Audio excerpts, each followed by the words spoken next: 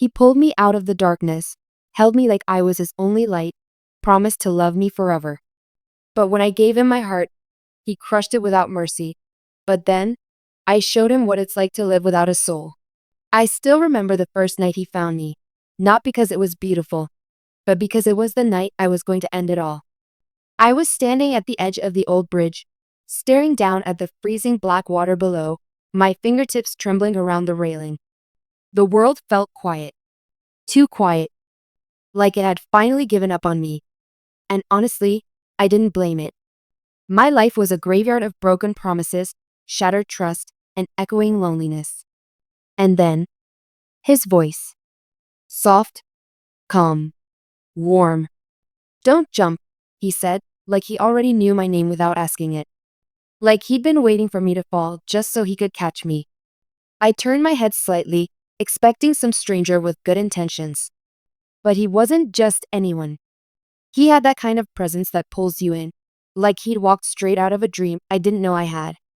He smiled gently, his eyes meeting mine with something I hadn't seen in anyone's eyes for years, understanding. He didn't ask me what was wrong.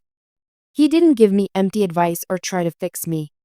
He just stood beside me and said, "You don't have to be alone in the dark anymore." That was the night I fell, not into the river, but into him. Backstory. His name was Caleb. And to me, he became everything. In the days that followed, he made it his mission to wrap every broken piece of me with the kind of love I'd only read about in books. Mornings started with his voice reading poetry to me over coffee. Nights ended with his arms around me, whispering promises like lullabies. "I'll never leave you," he used to say. "You're not just my heart, you're my home." And I believed him. It wasn't easy. Trust never is, not when your past has taught you to flinch every time someone gets too close. I'd been bruised, emotionally gutted by people who wore kindness like a mask. But Caleb? He was different, or so I thought. He saw me. The real me. The one that cried in the shower and smiled for the world. He made it okay to breathe again. And for the first time in years, I let someone in completely. I gave him my story, my secrets, my scars. I handed him my heart, fragile, bruised, terrified, and whispered, "Please don't break this." And he smiled. I would never. Betrayal. The thing about betrayal is, it doesn't scream when it enters your life. It whispers. It tiptoes in wearing a smile that looks like love. The first crack was so small, I almost missed it. A message on his phone, from a number saved only with a heart emoji. I wasn't the jealous type, not after everything he'd shown me. But something about the way he locked his screen, the way his eyes hardened for just a second, made my gut twist. "Old friend," he said. "Don't overthink it, baby." I wanted to believe him. But then came the late nights. The unexplained absences. The way he stopped looking at me the same way. Like I was no longer the light in his darkness, just a shadow he stepped over. And then I saw it. By accident, of course. Or maybe the universe was tired of watching me suffer in silence. He left his laptop open. I wasn't snooping, not at first. But the moment I saw her name, Emily, I knew. Hundreds of messages. Photos. Voicemails. I clicked one. "God, I miss you." Her voice sang through the speaker. "I can't wait for her to be out of the way so we can finally be together. Like you promised. Out of the way. Like I was some kind of obstacle. A problem. A phase. Reaction. I didn't scream. I didn't cry. Not at first. I just sat there, frozen in the living room, hearing my heart beat like a war drum inside my chest. Betrayal didn't feel like fire. It felt like ice, crawling through every nerve until I couldn't breathe. He came home 2 hours later. I smiled at him, made him dinner, asked about his day. And when he kissed me goodnight, I kissed him back, knowing I would never be that stupid again. I didn't confront him. No, that would have been too easy. He would have spun his lies, made me feel crazy, flipped the script. Instead, I started watching him the way he had once watched me, closely, silently, with intent. I learned things. Where he went, what he did, who he saw, and most importantly, what he cared about the most. Caleb wasn't just a cheat. He was a manipulator. He had a pattern, I realized. I wasn't the first woman he'd saved. I was just the first one who saw the truth and didn't collapse under it. I wasn't going to break. I was going to burn. I spent the next few weeks building a version of myself he thought he destroyed. Composed, obedient, warm. I became everything he wanted to see. And in doing so, I vanished in plain sight. But underneath that sweet, broken smile, I was sharpening every piece of myself he had ever tried to dull. I started small. I made him think I was getting better, that his love had saved me all over again. He'd smile and nod like a savior, and I let him wear that illusion like a crown. All while I mapped out every pressure point of his life. I found out Emily had a boyfriend, a fiance, actually, one she didn't know was about to learn everything. I messaged him anonymously. Screenshots, videos, timestamps. I gave him truth as a gift, one betrayal at a time. Within 48 hours, Emily's entire world came crumbling down. Caleb didn't know it was me. He thought she was unstable, that she just couldn't handle the double life they'd been living. But that was only the beginning. You see, Caleb worked in finance, not the kind of job you post selfies about, but the kind where a single leak could sink reputations. So I became a ghost with a purpose. I found the files he hid. I tracked the transactions he never meant anyone to find. Shell companies, shady transfers, tax evasion, money laundering. It was all there. And then, I reached out to his clients, anonymously, of course. A little whistleblower here, a panicked audit there. Suddenly, Caleb was under scrutiny. Still, he thought it was just a streak of bad luck. But I wasn't done. I needed him to feel something deeper. Loss. I started removing myself from his life, slowly, surgically. I deleted our photos from social media. I stopped texting first. I no longer reached for his hand. And when he noticed, I smiled and told him, I'm just tired lately. Tired of pretending he still had a heart. I made love to him with dead eyes and counted every time he didn't notice. I planted subtle seeds of paranoia in his world. Changed his calendar reminders. Canceled meetings. Told his boss he was suffering from severe mental fatigue. They suggested a leave of absence. He didn't understand why his life was collapsing from all sides. But I did. Because I was the one pulling the strings, gently, slowly, without ever needing to raise my voice. The confrontation, the final act, had to be perfect. So I waited until the night he proposed. Yes, proposed. A diamond ring, candlelit dinner, trembling hands as he dropped to one knee. And I smiled. I let him put the ring on. I said yes. Then I leaned in, kissed his cheek, and whispered in his ear, check your inbox when I leave. I walked away, still wearing the ring. Still smiling. He opened the email the moment I closed the door. In it were screenshots of every message between him and Emily. Bank records linked to every illegal transaction he'd hidden. Statements from 3 of his clients pulling out investments. Audio files of him mocking me to his friends, laughing about how easy I was to rescue and control. The subject line? I never needed you to save me. I needed you to regret hurting me. Twist ending. I changed my number. Moved cities. Started a new life under my real name, the one he never knew. He tried to find me. Through friends. Social media. Even mutual contacts. But all he found was silence. Until one day, I saw him. In a coffee shop window in a different city, looking thinner, more hollow, wearing the same watch I once gifted him, now cracked at the edges. He was talking to a woman. Nervously. Smiling too hard. And for a moment, I felt nothing. Not rage. Not sadness. just clarity. He hadn't just lost me. He lost the ability to feel. Because the one thing he never expected me to take from him was his soul. And that's exactly what I did. Starting over was nothing like I imagined.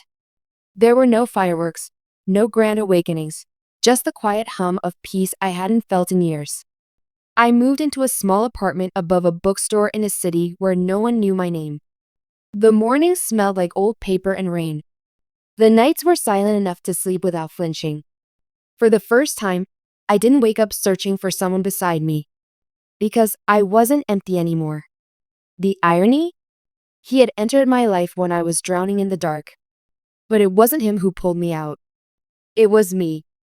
I clawed my way out of that pit, one shattered piece at a time, and I rebuilt myself from the ashes he thought would keep me buried. He taught me how dangerous trust could be, but he also taught me something more important. That love, when it's real, doesn't need saving. It needs respect. And he never knew how to give that. Caleb's decline. News of his downfall reached me in fragments. I never searched for it, it just found me. An article online. A headline buried deep in a finance newsletter. Former hedge fund advisor faces investigation for fraud and client misconduct. His photo was there, face pale, eyes sunken, the same smile he once used to ruin women. Now a hollow mask in a courtroom sketch. A few weeks later, I received an anonymous message on a forum I hadn't used in years. You knew, didn't you? Emily. I didn't respond. She didn't deserve closure from me, not because I hated her, but because she chose to be his accomplice in my undoing. And people like that don't deserve answers. Reflection. There's something poetic about watching the person who broke you shatter from the inside. He had spent his whole life trying to be the sun, drawing others into his orbit, warming them just enough so they'd mistake his manipulation for love. But stars that burn too hot always burn out. And he did. And me? I became the thing he feared most. Unreachable. Untouchable. Free. A year later, 1 year to the day after I walked away, I received a letter in my mailbox. No return address. No stamp. Just my name in the handwriting I used to trace with my fingertips. Caleb. Inside, a single sheet of paper. I don't know where you are. I don't even know who I am anymore. You were the best thing that ever happened to me, and I destroyed it. I destroyed you. I hope someday you'll read this and understand. I never meant to lose you. I just didn't know how to deserve you. I folded it slowly, placed it back in the envelope, and lit a match. The flame swallowed his apology faster than he ever gave it. Because I didn't need his remorse. He needed it. The final twist. 2 months later, I was volunteering at a local trauma recovery center, helping women like me reclaim their voices, their strength, their stories. I wasn't a victim anymore. I was a warning. And then one afternoon, as I stepped outside into the fading light, I saw a man sitting alone on a bench across the street. Unshaven. Tired. Haunted. It was Caleb. He didn't see me. But I saw him, saw the weight of every lie he ever told now carved into his shoulders like a brand. For a moment, I wondered if fate had brought him here. If he'd followed breadcrumbs, trying to find the girl he once broke. But that girl was gone. I walked away without a second glance. Because I had nothing left to say. And as the sun dipped behind the buildings, I whispered to myself. He pulled me out of the darkness, held me like I was his only light, promised to love me forever. But when I gave him my heart, he crushed it without mercy. And now, he's the one lost in the dark. And I am the fire. People often ask, how do you move on from someone who shattered you? The truth is, you don't. Not in the way they mean. You don't forget the nights you cried yourself to sleep beside the very person who made you feel unloved. You don't erase the memory of staring at their back while they laughed with someone else in their phone. You don't stop hearing their promises, the ones they never intended to keep. No, you carry it. Like a scar. But scars are proof of healing, not weakness. And mine? Mine became armor. Where I am now, It's been 2 years since I disappeared from Caleb's world. I built something new, not perfect, not always peaceful, but real. I finished my psychology degree, started a support group for women who've been emotionally manipulated, gaslit, broken, and told they were too sensitive. I sit in circles with them every week. We tell our stories, not for pity, but for power. And every time I speak, I watch someone else's silence break. That's how I know I won. Not because Caleb lost everything. Not because I exposed him. Not even because I burned down the life he built on my back. I won. Because I'm not afraid anymore. A surprise visit. Last fall, something strange happened. I was locking up the center when the receptionist told me a man had come looking for me. Said he looked lost, worn out, carried a letter. I knew who it was before she even said his name. I told her, if he comes back, tell him I'm not here anymore. It wasn't a lie. Because the version of me he broke, that girl no longer exists. The final words, I used to think revenge was about making someone feel your pain. But now I understand. Real revenge is healing in a way that they never expected. Living a life so full, so fearless, so untouchable, that they have to live every day knowing they never even scratched the surface of who you could become. He tried to break me. He did. But in doing so, he built the fire that now fuels me. And every time he wakes up cold, empty, and alone, every time he thinks about the girl who loved him when no one else did, every time he reaches for a soul he no longer has, he'll remember. She gave me everything. And when I thought I'd broken her for good, she became the kind of storm I could never outrun. Final line, full circle. He pulled me out of the darkness, held me like I was his only light, promised to love me forever. But when I gave him my heart, he crushed it without mercy, and now, he wanders this world without a soul, because I took mine back, and never gave his back to him. They say healing is like peeling an onion, layer after layer, pain you didn't even know you were still carrying. Some days, I'd wake up feeling free, strong, certain. Other days, a smell, a song, or a certain date on the calendar would drag me back into the silence he once buried me in. But the difference now? I didn't stay there. I let myself feel it, not to suffer again, but to remind myself that I survived. Every tear I cried no longer belonged to him. They belonged to me, to the woman I was becoming. The kind of woman who knew her worth not because someone else whispered it to her, but because she carved it into her own bones with every scar he left behind. The woman in the mirror. One morning, a year and 3 months after I left, I looked in the mirror and didn't recognize the woman staring back. Not because I was lost, but because I had finally returned to myself. My eyes didn't search for approval. My lips didn't tremble when I said what I wanted. My hands didn't shake at the thought of being alone. I stood taller. I laughed louder. And I began to trust that real love, the kind that nurtures and respects, doesn't start with someone else. It starts with me. A letter I never sent. I wrote one more letter. Not to Caleb. Not to Emily. But to the girl I used to be, the one who believed that love meant sacrificing herself to be enough for someone else. You were never too sensitive. You were never too much. You were just someone who loved deeply and handed your heart to someone who only knew how to break things. But you lived, and that means you won. I folded that letter and tucked it into the back of my journal, a promise I'd made to never lose myself in someone else again. The final encounter. Life has a strange way of testing whether you've truly moved on. It was nearly 2 years later. A cloudy afternoon. I was walking into a bookstore, the same one I used to work above, when I saw him. Caleb, leaning against a pillar. Gaunt. Hair longer, unkempt.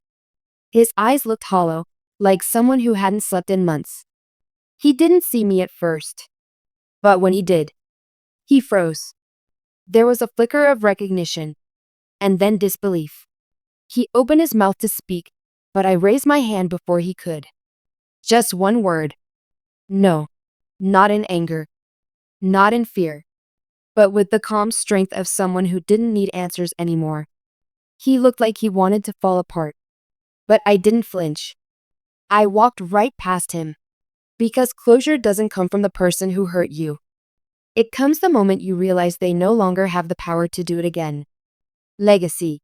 I tell my story now, not to relive the pain, but to reclaim it.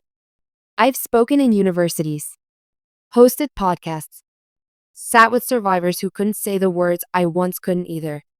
And I tell them all the same thing. You don't owe anyone your silence, especially not the ones who tried to use it against you. The real ending. It's easy to frame revenge as a moment, a twist, a takedown, a final blow. But the real revenge is watching them rot in the emptiness they created, while you build a world they'll never be invited into again. He pulled me out of the darkness and pretended to be my light, but he only wanted to dim me so I'd never outshine him. Now, I am my own sun, and he walks the earth with a shadow where his soul used to be.